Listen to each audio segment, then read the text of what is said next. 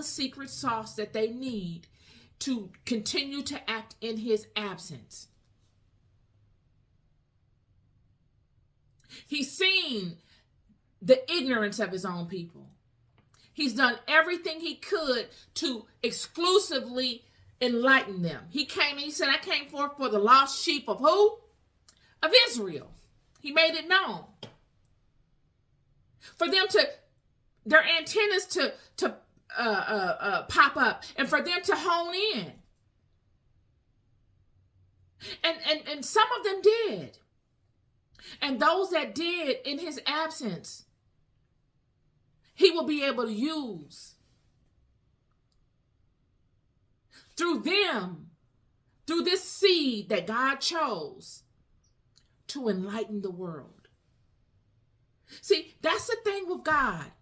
God doesn't tell you the whole story. You think it's one thing and you're going passionately in that avenue, in that path like Paul. He's thinking it's one thing. He's thinking he's doing the work of his house. God put this on my spirit. He's thinking he's doing the work of his house. And he's fired up about it. And now he sees that he's been misdirected. He was passionate about the right thing, but went about it the wrong way. And God has now put a hook in his nose and turned him. And he says, I like the passion you have for me. I'm going to use you. Yet I'm going to put you back in front of all these people that hate you because of what you've done to them.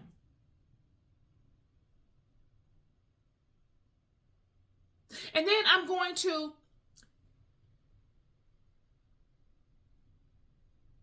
allow you to use your sophistication, your knowledge of my law.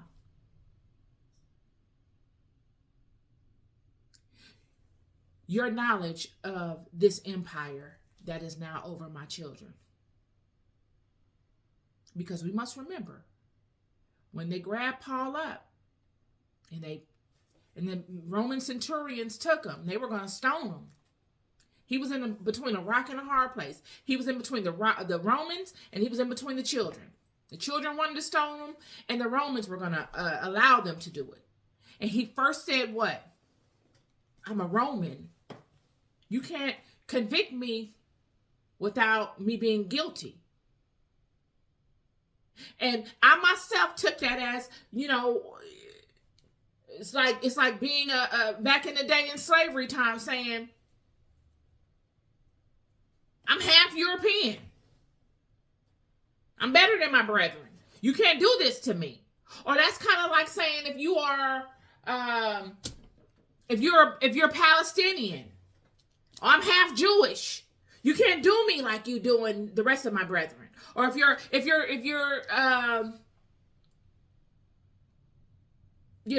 Asian, I'm half, this. You can't do me like you would do, those other Asians that I'm over here with. It's like a racial kind of connotation to it. He's saying, I'm half Roman. He's a Roman citizen, but he's a Jew. So he's capitalizing on the fact that he's a Roman citizen. But he's a child of Israel. Where do they do that at? And God is saying to him, just like God led Moses to Pharaoh's house, for Moses to be brought up in Pharaoh's house while he sees his Hebrew brethren and sisters suffering. It was a contradiction. This same contradiction presents itself with Paul, giving you a feel of who he is. And I was a little taken aback by it myself. Like, who is this individual? He's tortured these people. He's all for himself. He's tortured these people. He's hated on Jesus. He's allowed Stephen to be unalived. He's of the system that has rewritten the law of Moses under Roman rule. And now here he is, when his life is threatened, the first thing he says is, I'm a Roman citizen. Yet all of those attributes God would use to his glory. Paul would write a letter to Rome. Paul would go on these missionary expeditions. He couldn't pull from the Hebrews. They didn't like him because of what he did to them. Yet,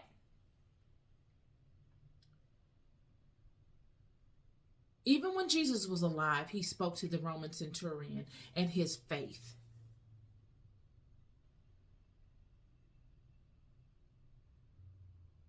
So we can assume, and we saw with the disciples, their interactions with the Gentiles. How Jesus even said himself, how the Gentiles were making it over to Abram and Isaac and Jacob, and none of the children were, because of their faith. This is where we're getting this faith notion from. See, it would be through the Gentiles that faith would become paramount. Because for the children, it was a knowing. All throughout the creation of this whole system, from it being called the way, all the way from the Nazarenes and the Essenes and the Gnostics honoring it, all the way up until even now. The house, the children, there is a distinct difference.